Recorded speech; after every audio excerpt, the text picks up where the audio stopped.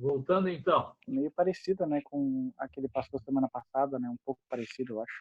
Qual é a questão que é parecida? Boa noite, professor. Boa noite. Qual é a questão que está falando? Parecida? Não, a questão do arco-íris, eu comentei que ela é um pouco parecida com a da semana passada. Não. Também fala sobre frequência, né, comprimento. Agora eu pedi comprimento de onda. Antes eu pedi a frequência. Isso mesmo. Isso. E qual é que é a tarefa para até o fim da semana? De preferência até a segunda. Qual é que é? A questão dos polos magnéticos. Isso, polo magnético com período cambiano. Exatamente. Então tá todo mundo por dentro. Bom, eu cheguei a pôr ali a continuação, depois que cortou o vídeo, eu botei a continuação no chat, eu não sei se todo mundo observou. Ainda há alguma dúvida ali, não?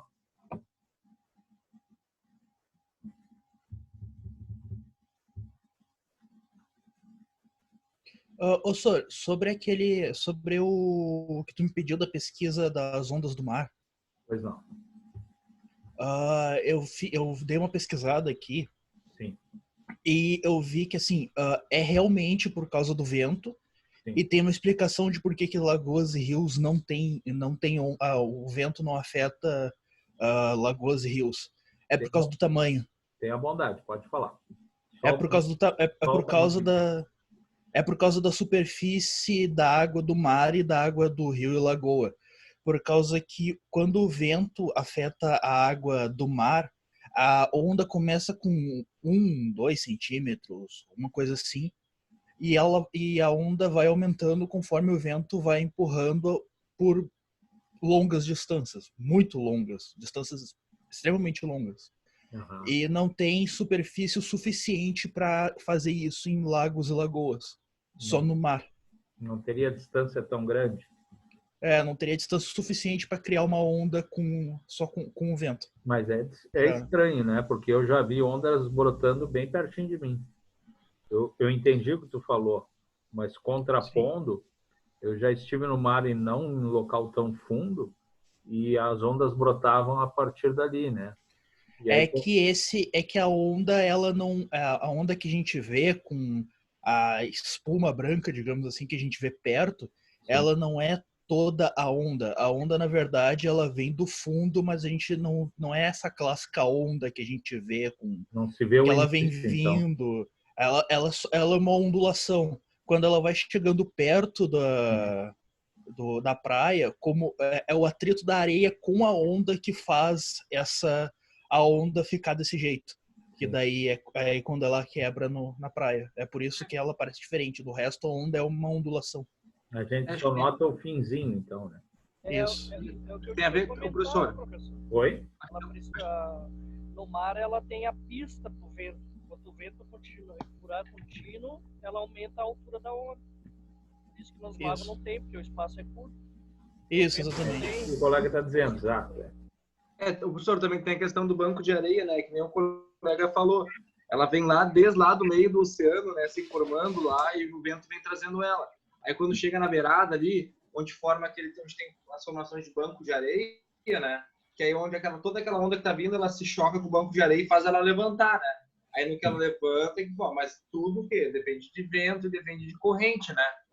Aí, isso é o vento e a corrente marinha, que daí com isso, aliado àquela grande distância que tem, que vai trazendo lá, quando toda aquela onda, no caso, que ela bate no banco de areia, aí ela levanta. Pode ver assim, tipo, observar nas praias, tem o inside e o outside, que a gente chama, né? O inside são aquelas primeiras ondas quebram, as menores, mas aquelas da espuma branca, que ele deu exemplo, e outside, que é onde normalmente os surfistas pegam as ondas, ali tem uma formação melhor, né? Pode ver que eles pegam as ondas onde elas se formam, né? Elas correm uma distância maior, elas quebram, eles saem da onda, essa mesma onda que quebrou, ela vai lá na frente, tem um banco de areia, bate, levanta naquela marolinha ali na frente que o pessoal fica brincando, pegando jacaré. É difícil de perceber quando tu tá, por exemplo, na beirada da praia, na beirada do mar, é difícil de perceber as ondas longe, por causa que como ela é só uma ondulação, a gente não consegue enxergar muito bem. só quando ela tá chegando perto. Mas se tu vai fundo, assim, tu consegue ver que o mar, ele não é parado, né? Ele tá sempre se movimentando. Esse movimento seriam as ondas que depois elas se formam. Seria o início. Não todos os movimentos, né? Mas Eu acho... ela vem com uma ondulação, aí que nem todo mundo falou, quando ela vai chegando perto da areia, é que ela vai formando aquele túnel, digamos assim, que em alguns lugares é maior e em alguns lugares é menor. Tá, então, vocês que falaram e os outros que não falaram, mas pesquisaram, me mandem tudo isso aí para pontuação extra, tá? Bota o nome, bota os itens e no Word aí, Ô, professor. Para pontuação extra. Oi? Tá me ouvindo, professor? Sim. Tá, depois disso tudo tem um porém, tá? Segundo informações também que eu tenho, conhecidos meus, pessoas, a gente volta e a gente pesca em Rio Grande, pesca como a Lagoa dos Patos mesmo ali, né? Os Patos não, dos Patos lá embaixo. É. Tem filmagens até que de ondas lá no meio da lagoa de 2 metros de altura. Que dá onda também, não sei se é a mesma, tipo assim, a mesma onda que dá no mar.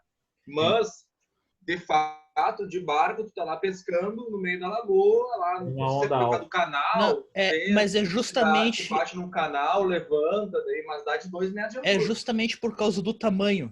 A Lagoa dos Patos é gigantesca. É por isso que aparecem ondas lá. Porque tem espaço pro vento soprar e formar as ondas. Pelo menos foi isso que eu pesquisei, né? Isso que apareceu no pesquisa. Concordo contigo também. De haver espaço suficiente, né? Interessante. Bom, então vamos voltar. Quantos minutos temos? 24 minutos. Sobre os fenômenos ondulatórios, vamos falar agora sobre refração. Refratário. O fenômeno da refração é o que mostra, por exemplo, um copo com água, tu bota uma caneta, o copo está com a metade dele com água, a caneta vai parecer que está fora da posição, quebrada. Por quê? Porque há um índice de refração diferente na água em relação ao ar. Se ele está metade com água, metade com ar, os índices de refração são diferentes. Então, o raio luminoso, ele, ao penetrar na água, ele sofre uma deflexão, porque a água é mais densa que o ar. Quanto mais densa a substância, maior a deflexão. Então, se o raio de luz vem no ar assim, ao penetrar na água, ele deflete.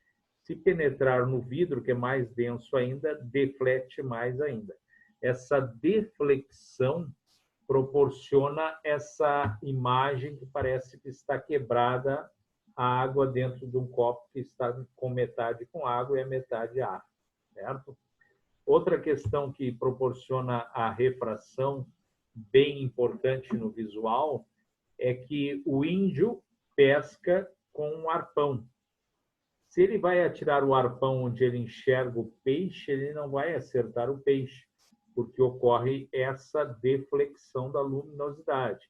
Lembrando, a luz do sol vem, passa pela água, deflete, chega no peixe, reflete, aí a reflexão, volta, vem pela água, chega no ar e deflete novamente, porque daí é menos denso o ar. Então, o índio atira o arpão, ele não precisa fazer cálculo com a máquina calculadora, ele já tem isso em mente. Ele atira um pouquinho antes da onde está enxergando, porque senão ele não acerta o peixe. Então, a gente já faz esse cálculo e acaba acertando o peixe bem na posição correta. Existem alguns líquidos, eu não me lembro o nome, que têm o mesmo índice de refração do ar. Então, tu bota um copo com esse líquido, tá? E bota a caneta, meio copo também, né? E bota a caneta, e como ele tem o mesmo índice de refração do ar, a caneta some, fica transparente aqui. Ela some e daí só se enxerga a parte que está no ar. e não se enxerga a parte que está neste líquido, por ele ter um índice de refração igual ao do ar. Não é comum esse tipo de líquido, mas não lembro o nome. O índice de refração também se utiliza para as lentes convergentes, lentes divergentes dos óculos. Também é utilizado o índice de refração. A equação de optometria, que é a equação que proporciona termos os óculos adequados para o que se precisa, ela leva em conta o índice de refração. Aí a lente tem que ser mais grossa, mais fina, tem que ser delgada, tem que ser côncava ou convexa. Então, refração, difração, reflexão. Vamos falar em interferência agora. Quando vocês me perguntaram, tem um microfone Gabriel ou aberto, Fernando, o microfone está aberto, está tendo uma voz de mulher aí no fundo. Obrigado.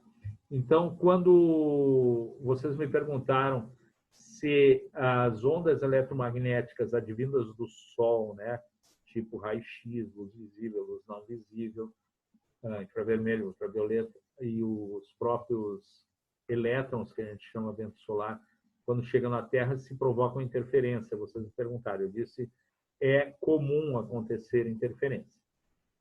As interferências, nós vamos analisar agora dois tipos principais: as totalmente construtivas e as totalmente destrutivas.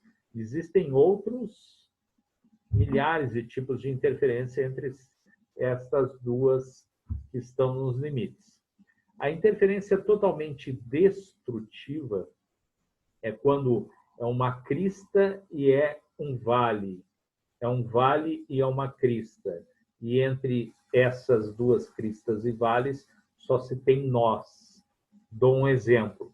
Existe uma maneira que se chama corta-vento, que tem nos celulares, na maioria dos celulares, que permitem que a gente fale mesmo com vento no meio ambiente e a pessoa do outro lado não ouça o vento, só ouça a voz da gente. Então, o que faz o corta-vento? O corta-vento faz o seguinte: o microfone do celular, ele recebe o som da voz da pessoa, mas também do vento. Só que aí existe o corta-vento, que é um processo eletrônico dentro do celular, que faz com que o som do vento seja novamente emitido para quem vai ouvir, mas defasado de 180 graus, para acontecer o que eu disse. Quando um é crista, o outro é vale. Quando um é vale, o outro é crista, anulando a onda sonora específica do vento. Então, existem corta-ventos nos celulares, existem corta-ventos não no microfone, mas para onde vai o som do microfone nas televisões. Se vocês olharem programas de 10 anos atrás, 15 anos atrás, quando era no vento, só se ouvia o vento e não se ouvia a pessoa falando. De uns 15 anos para cá, se ouve a pessoa falando, o vento balançando o cabelo, e não se ouve o vento, por causa dessa questão eletrônica que utiliza a interferência totalmente destrutiva para acabar com o som do vento. E pode acabar com o som de qualquer coisa, é só colocar defasada de 180 graus. E existe a interferência no outro limite, totalmente construtiva, que eu dei o exemplo de afinar dois violões, né? Um já está afinado, começa a tocar, e o outro, daqui a pouco, só no afinar, né, no braço, sem tocar nas cordas, ele começa a vibrar a corda. Quando vibrar, ela está exatamente na afinação da corda daqui, mas tem que ser corda a corda, né, em pares. E existem outras infinidades de interferências totalmente construtivas. Por exemplo, a antena parabólica não é aquela parabólica que está ali. A antena parabólica é um pontinho que tem no foco da parábola. A parábola, o paraboloide aqui, serve só para quê?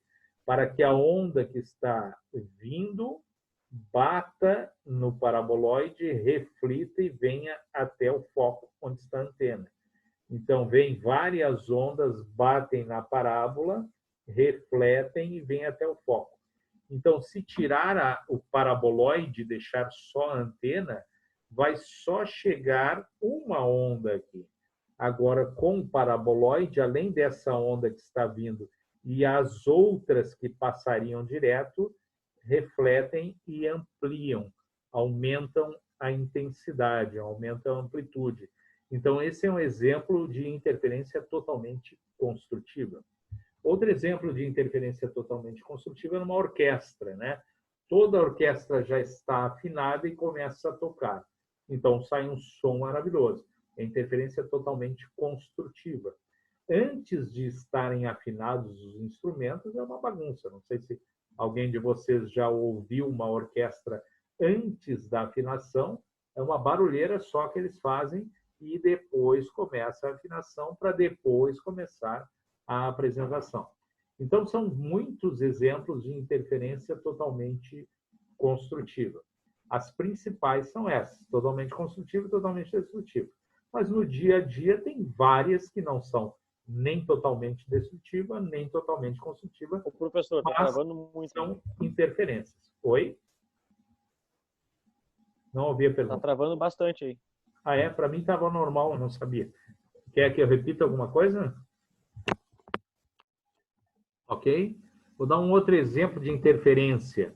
Se passar com o automóvel na Avenida Ipiranga, embaixo dos fios de alta tensão, que tem ao longo de quase toda a Avenida Ipiranga, se estiver na FM, dependendo da frequência, ela junta duas rádios, sozinha, só pela interferência do campo magnético em torno do fio de alta tensão, mesmo estando abaixado.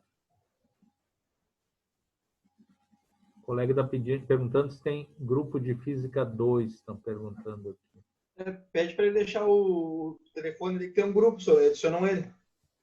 Tem um grupo de Física 2, sim. Agora, como é que eu faço para avisá-lo aqui? É o Lucas Azambuja. O que eu escrevo para ele aqui? Nós avisamos aqui pelo chat. Pede para ele mandar o número dele no chat. O Fernando disse oi ali. Então, mesmo a gente estando bem abaixo do fio de alta tensão, provoca um som, provoca a mistura de duas ou mais rádios na recepção.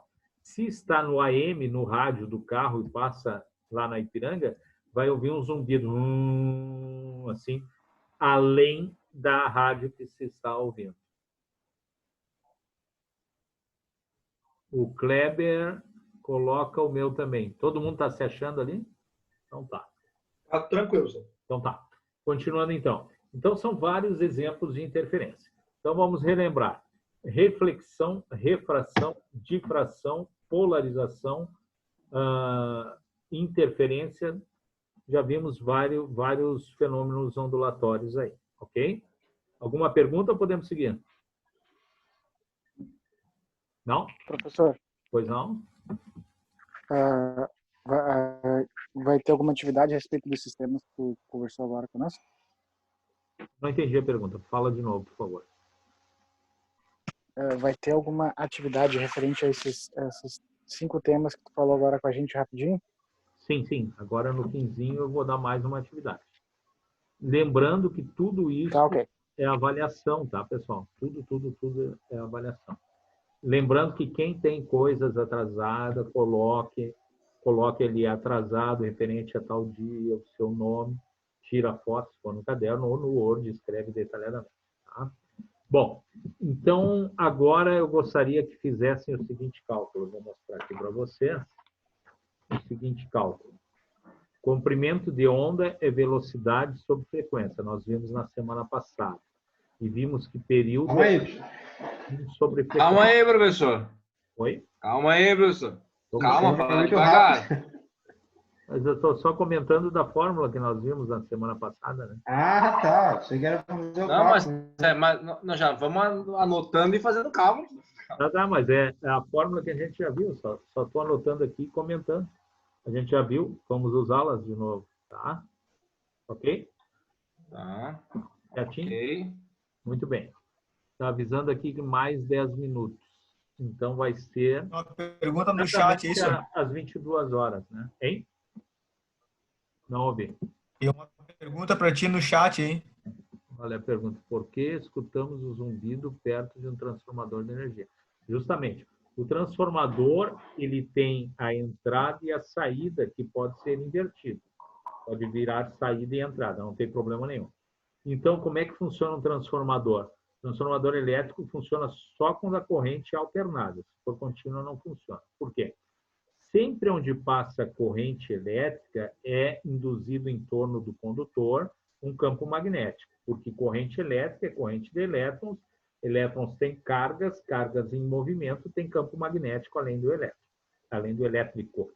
Mas, no outro lado, que também tem uma bobina, fios enrolados, se não for corrente alternada, for corrente contínua, chega campo magnético constante aqui, não gera corrente elétrica do lado de cá.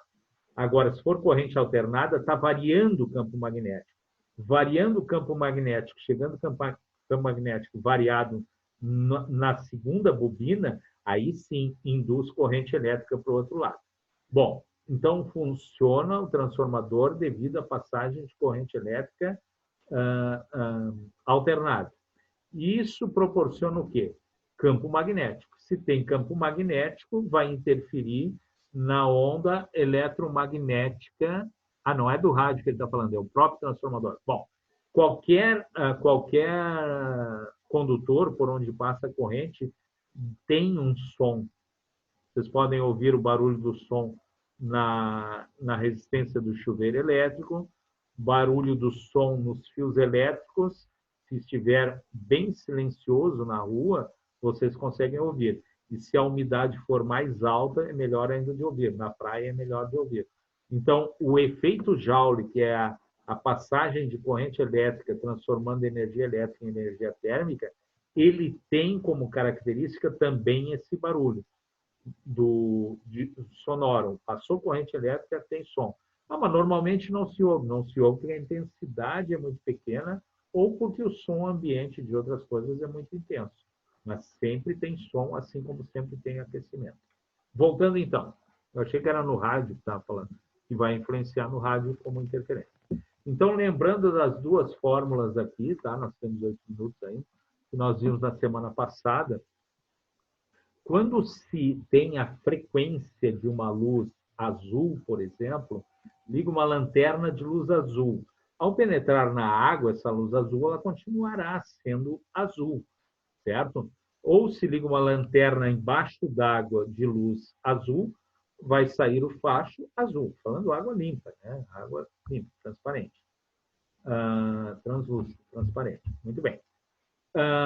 O que dá a cor da luz é a frequência, assim como o que dá a tonalidade no som é a frequência.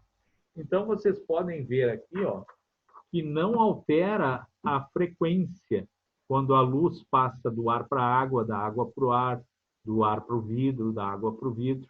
Mas quem altera, então? Quem é alterado é o comprimento de onda e a velocidade de propagação.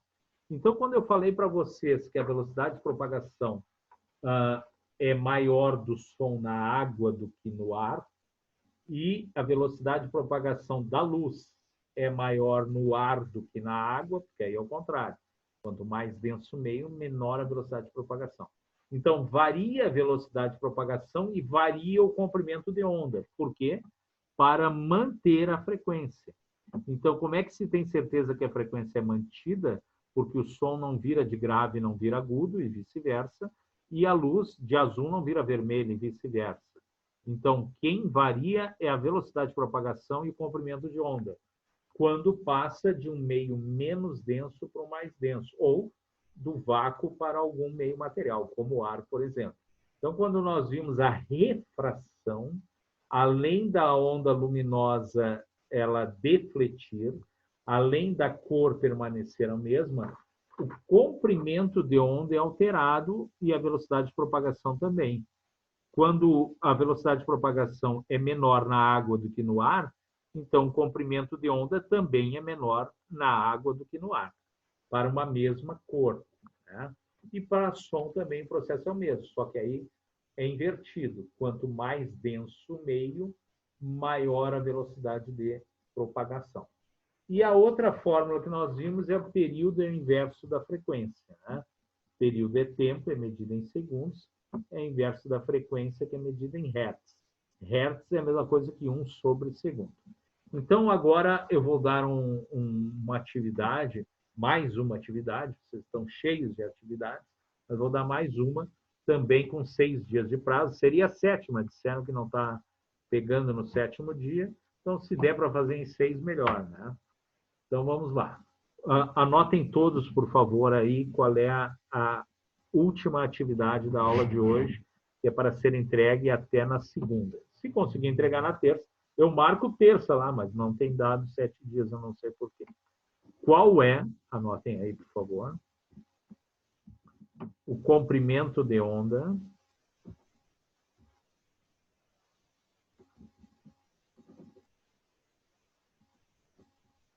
de uma onda, não é redundância, não é pleonasmo vicioso, porque uma onda não tem só comprimento de onda, tem frequência, velocidade de propagação, amplitude.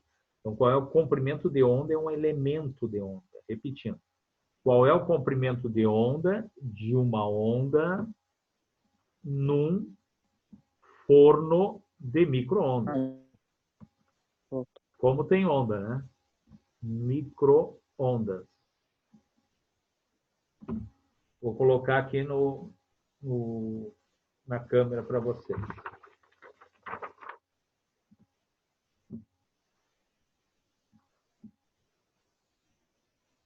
Dá para enxergar bem assim? Pode ser tudo na mesma, essas duas pesquisas, ou tem que ser separado? Bota separado, me facilita, faz favor. Sempre com um nome em cima. Se for à mão, bota o nome. Se for também no Word, também bota o nome. Todos já observaram? Alguma pergunta? Eu posso tirar aqui.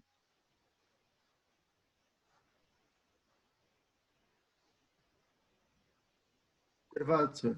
Deu? Bom. Professor, eu não entendi. Ele é de uma onda? No forno de micro-ondas. Porque o forno de micro-ondas, ele tem ondas eletromagnéticas, né?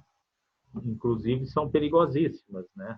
Por isso é que elas assam o alimento. Só que elas assam o alimento de dentro para fora, porque internamente o alimento geralmente tem mais água do que na parte mais externa. Então é perigoso para o humano se estiver perto de um forno de micro-ondas e se ele estiver vazando, porque daí pode queimar de dentro para fora. E a pessoa só vai notar se queimou do lado de fora, mas aí já torrou do lado de dentro, então é perigosíssimo, né? Então, uma coisa que é aconselhável a fazer quando se compra um forno de micro-ondas, e se nunca fez, faça também no seu, mesmo que seja antigo, mais motivo ainda para fazer, é à frente dele colocar, se for numa mesa, né, um copo com uma maçã que fique do lado de fora do micro-ondas, mas na altura em que ela estaria do lado de dentro. Mais ou menos na altura, pode ser um pouco mais. E liga o micro-ondas, pode ligar com um copo com água, qualquer coisa lá, uns 10, 20, 30 segundos, e depois desliga. A maçã que ficou do lado de fora, ao ser cortada no meio, coloca perto do rosto, porque o rosto é bem sensível à temperatura mais alta. Então, se ela esquentar um pouquinho, vocês vão notar. E se esquentar um pouquinho, é porque está vazando o micro-ondas. Se estiver vazando, qual é a solução? Não tem. Vou jogar fora. Professor, e se for novo e não tiver na garantia? Joga fora. Ah, mas é 500 pau o micro-ondas. Vai ser barato jogar fora, porque causa câncer de pele se estiver vazando. Já houve caso, já tive uma aluna que, infelizmente, a avó dela teve câncer devido ao micro-ondas. Graças a Deus disso. E conseguiram curar. Eu também já ouvi falar.